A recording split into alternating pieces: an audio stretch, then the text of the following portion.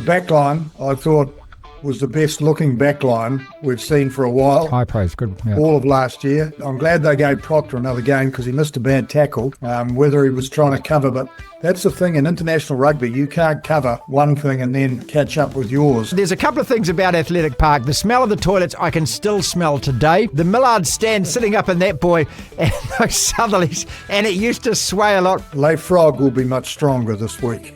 They will be much stronger. I'm absolutely sure of that. DSPN, the Devlin Sports Podcast Network. He joins us again, the All Black icon that is Murray Mexted, back in the old stomping ground, back in the capital, back in Wellington for the test this weekend. And it's perfect Athletic Park weather by the sounds of it. Mex, here we go against the French, mate. Good to have you in town for the test. Actually, I was with a guy I played rugby with last night downtown, and we mentioned Athletic Park and what it's like on a southerly when the rain came. You will never forget that feeling. It's not a great feeling, I tell you. Look, once you know how to use the weather conditions, it can be to your advantage for sure. Well, let's do a little bit of nostalgia on that. This new stadium's marvellous, Marty. The new stadium, you don't feel about, I don't know, I think they said 90% of the wind goes straight over the top the way it's designed. And so that won't be a problem, but there'll be a bit of rain by the looks of things. It's not raining at the moment in Wellington. Okay, it swirls around in the cake tin, doesn't it? And sometimes that creates, a bit of uncertainty for the kickers and that. But just for those who aren't of the generation that remember the beloved Athletic Park, and it was for us Wellingtonians, Mex, the way they built it was the wrong way. If they had the Millard stand facing south, the wind would have probably hit that thing. But there's a couple of things about Athletic Park. The smell of the toilets I can still smell today. The Millard stand sitting up in that boy and those southerlies, and it used to sway a lot. And of course the changing rooms, which the myth was always is that the opposition, the showers were always cold and there was about half an ankle deep of water in there too. Yeah, but the showers were often cold in our changing room as well. Okay, right. And I whinged about it one night actually, and then they fixed it. But the Athletic Park was an interesting ground, you're right. And the Millard stand, when I turned to commentary after I finished playing, I can remember sitting with Nisbo in that top left corner, which was where they put a little media box, but it was only big enough for a guy who was about 6'1". That's right. Or 6'2" maybe. I had to sort of bend a little bit, and you couldn't squeeze past each other. It was so small compared to the media quarters that are provided at every top rugby ground around the world today. Oh yeah, it's just palatial. You can go and have a cup of coffee even. Whereas this thing, and then the stand would move in the wind. Oh, you feel the whole thing moving, and you didn't know whether it was the scrum moving or it was you moving. Yeah, look, the other thing is everyone left a bit of scalp on the top of that thing because that was just sheer metal that you whacked your head against. And the beloved Keith Quinn as well. This is true, Mex. I actually saw it at his place. He used to take the rust scrapings off the Millard stand. They always said it was surface rust, and he had test tubes of them over a number of years. He's probably still got them, actually. That's how much of a train spotter Keith is. Yeah, well, there you go. Let's look at tonight or tomorrow night then. The French have made 10 changes. But before that, I want to go back to what you were saying last week. You wanted us to smash them last week. Couple of questions here. Were you happy with what you saw? And if not, what would you like to see more of from the All Blacks? Firstly, on the word smash them, all week I've had people having a go at me about saying that publicly. And I don't withdraw at all. Of course you don't. That's what we needed to do in that first test. We needed to physically smash them. And I think I reiterated that a number of times because there are a lot of new guys that were fresh and never been to New Zealand, let alone played against the All Blacks. And they got out of it, actually. The French got out of it because we were by far the better team. We moved the ball beautifully. We just didn't finish. Yeah. And the TMOs, and even the referee, it was disgraceful, really. Are they really trying to ruin our game? No, World Rugby is, Mex. Well, I think it's World Rugby because these guys reffed well in Super Rugby. They're under a different set of instructions. That's what I'm reading into it. Maybe. Maybe. That might be the case. It's anyway, it's not satisfactory at the moment where they're looking to try and find a possible reason to stop the game. And if they can't find it, they'll stop it anyway, just in case. Mm-hmm. And that's sort of the attitude I feel. And I mean, rugby, you've got to have continuity in rugby for it to be pretty. And it can be a beautiful game, with 15 men on the field, or 15 men on each side. So, but when the 31st player becomes the most important player, or maybe the 33 players, then it's a sad state of affairs, and I hope they don't kill it tomorrow night.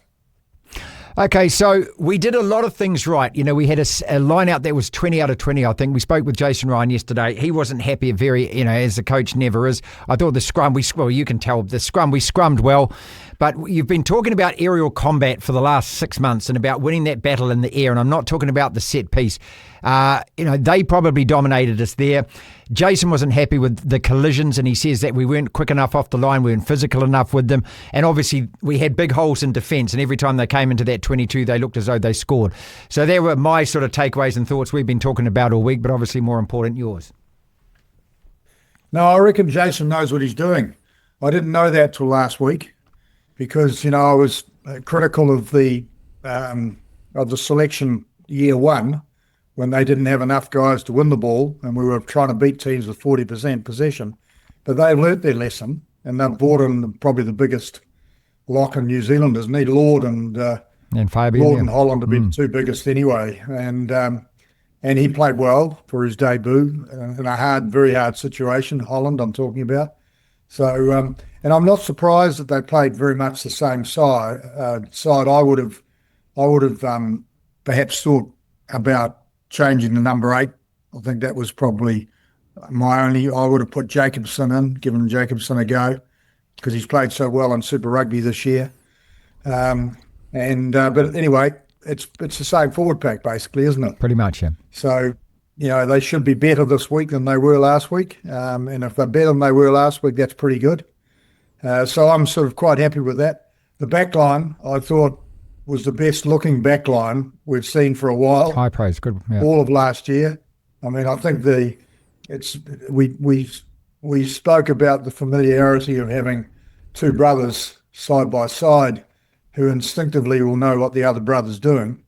So I think that's really good. I'm glad they gave Proctor another game because he missed a bad tackle. Yep. Whether he was trying to cover, but that's the thing in international rugby, you can't cover one thing and then catch up with yours. So he might have come in for that inside man a little bit, then quickly moved out. And of course, against quick international players like the French, you can't catch them. You've got to be up with them really to get them, because the difference in speed is probably just that little bit that counts. Sure. So I'm really pleased they played him again, because I think he's the future at centre. I think the way he offloads the ball and creates opportunity for the players outside him is absolutely marvellous. And I think he'll play, he's playing at home this week too, which is great, isn't it? Yeah. His own home ground. And I'm expecting him to play really well. And so naturally bring Clark in. Clark was there before Reece, wasn't he, really? We like him to score a try or two. So, yeah, I think it's a good team. And you spoke last week as well, and I suggested this to you about, if they play well and they win, do you stay with essentially that team? And that's what the selectors have done, rewarding guys that win. And also with those combinations, you're thinking, okay, well, why the hell not do that? But that loose forward trio with Vaa'i on the side, Lio-Willie at 8 and Ardy at 7. What were your thoughts on those guys, and especially that close quarter defence? Because we got found wanting a couple of times. Yeah, I think that Ardy was quieter than I've seen him for a while. He's, got to be one of the best players in the world. So I think we'll see more of him tonight. Tomorrow night, yeah. I think Vaa'i had an outstanding game. I think he took it by the horns, and he owns that position. You got to play bloody well to get that position off him now, and he'll be more confident. He has played with more confidence this year, but I was worried about him moving into the blindside and whether he would be familiar enough to have that same confidence, and he did. And he played well in the line-out. So it definitely gives us another line-out forward. Oh, yeah. Because he's, and as a loose forward, being your third line-out jumper, which means you don't get called as often, and you're more of a surprise package when you are called. 197, I think he is. He'll be good, as long as those two locks beside him are over 2 metres tall. Yep. As far as the And they are. As far as the combination, They are. This week they are, yeah. that combination between 8 and 7 that you talk about, and you say that it's almost the same kind of position these days. What were your thoughts on how Lio-Willie and Artie combined? Well, I thought he was quiet too, actually. I think early in the game, the first 20 minutes, he featured a couple of times taking the ball up a bit.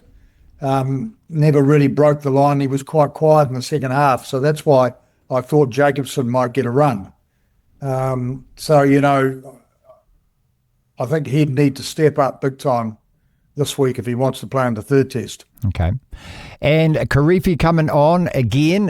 He didn't get many minutes. I expect to see him a bit more in Wellington. As you say, home track again. I mean, if you're going to use the guy, I wouldn't be surprised if he gets most of that second half. That's just me trying to read the coach's mind. But I could see Artie moving back to 8 and then him and Karifi being that 8 and 7 again. Well, I guess that depends on how Lio-Willie plays. And if he plays like he did last week, what you're saying could well happen. But, I'm a great advocate for specialists. And Karifi is a specialist open side flanker. We've spoken about his outstanding skills over the ball and turnovers. Now, he didn't get any turnovers that I can remember in that game when he came on. I know he was only on for a certain number of minutes, but he was on for about 15, wasn't he? 15 or something like that, nearly 20 minutes. I think it was less than 20. And so normally you'd expect him to get one. He nearly got one. He actually appealed to the referee for it. I saw him put his hand up to the referee because he got his hands on the ball before he lost his balance in the collision area. The jury's still out, in my view. Okay. As I've always said, it's another step when you go to international level. He's not a big man physically. It's just that technically he's so good at what he does. I thought he might come through. So I hope he does get more minutes today, and I hope he gets at least one turnover. But if he gets 30 minutes like you're suggesting, we want 2 turnovers from him. And by that stage, we should have knocked this French team into shape a bit. And maybe we might have an edge in the last quarter of an hour. Mex, it's a new French team. He's made 10 changes to the run on 15. So, they are really experimenting, aren't they? And that just says as clear as day that, hey, this tour for them is different than us touring up there or the way that we approach these test matches as well. One thing that I really liked about talking to Jason yesterday, and you'll like this as well, is, I'm like you, I'm old school. I just want the All Blacks to win every single game. I don't care. I just want us to win. I'm not interested in anything else other than win. And, just reinforcing that attitude with him. And he says, well, that's how they feel about it as well. It was great to hear that. But clearly the French have a different way of looking at these test matches. Yeah, well, of course, we have won for 77% of the time for 100 years. So I'd be disappointed if you weren't expecting a win. I'm expecting a win. There's more experience in this French team this week than there was last week. They'll be better. I think there was 6 or maybe 7 of those players were here before the test match last week. So they were part of the build-up. They would have settled into to New Zealand, not so much Wellington because they've only been here for 3 days. But in France, it's a funny thing in France. When I went to play rugby in France many years ago, we didn't know much about the French. Les Frogs, I'm calling them Les Frogs these days, which is a bit disrespectful. You'll get in trouble. And you know how much passion I have for the French, the French world and their rugby side particularly. But Les Frogs will be much stronger this week. They will be much stronger. I'm absolutely sure of that. And it's going to be a hard one to win. But in France, you're expected to win and dominate when you play at home. When you go away from home to another city, and not necessarily overseas, but it's the same for the French team when I played against the French team away from home. When they were away from home, they were never as good as they are at home. At home, they're expected to win. It's their domain. Everything goes their way. The referees always favour the home team. In France, that's the way it is. And so you get beaten by New Zealand in New Zealand. Most of the French rugby world will accept that. Right. Most of them. Mm-hmm. So I think that a lot of them will be, well, let's see. I won't preempt it. Let's see what happens. Let's see how they stand up. Let's see whether they're ahead with 20 minutes to go or whether they're in the game with 20 minutes to go. A couple of things before we go then. Just in terms of the way that we played, and obviously under the roof, and Scott Robertson said this yesterday, we're playing at pace, we're trying to use that space, we're trying to do things with the ball, and it's a lot easier when you don't have the wind and the rain factor, and we don't know exactly what the weather will be tomorrow night. I mean, it's a shocker up here in Auckland, mate, and it might just come all the way down the country to you. We don't know. But the way that we played... It's beautiful at the moment, Beautiful by the at the way. moment. Okay, well, we got 24 hours to wait. It's not a sunny day, but there's no wind. Okay. It still is. Well, how do you expect us to play? Which is a bit of an ominous feeling in Wellington when it's still...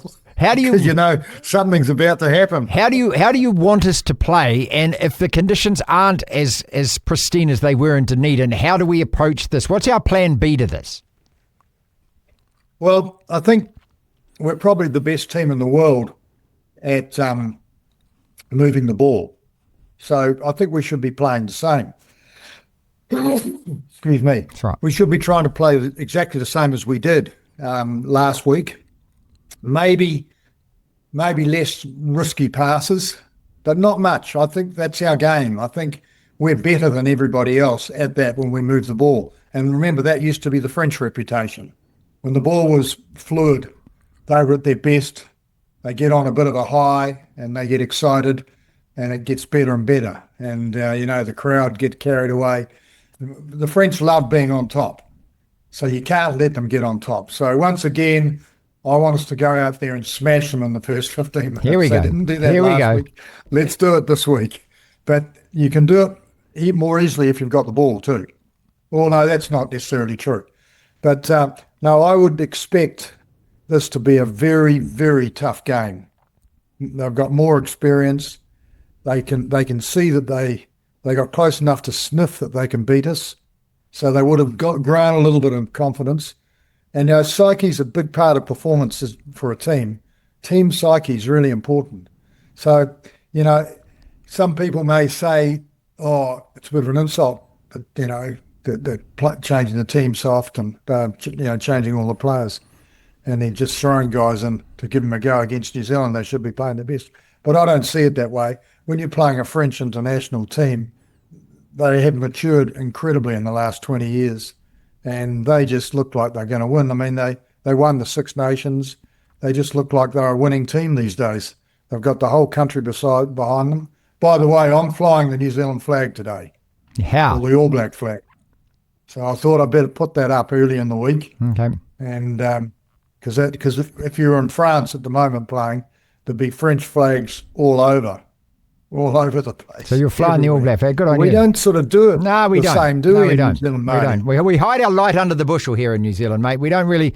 Yeah, I mean, it's to me, it's a shame because this is our national team. This is our number one team. We're born with black blood. We love this team.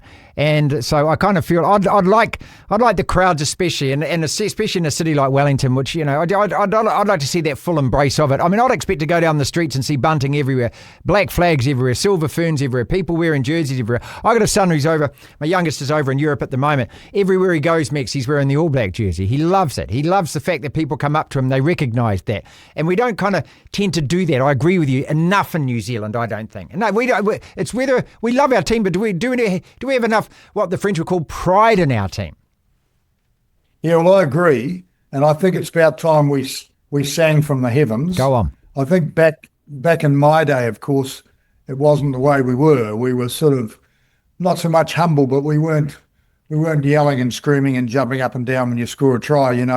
You'd score a try and you would all run back to the halfway with our head down. That's it, yeah. And there'd be a few choice words amongst the guys just before kickoff.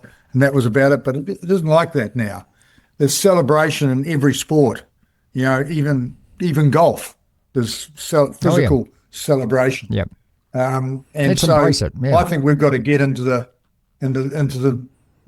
period and start celebrating, the good play as well as victories. Celebrate the lot. Let's all have a party. This is the DSPN.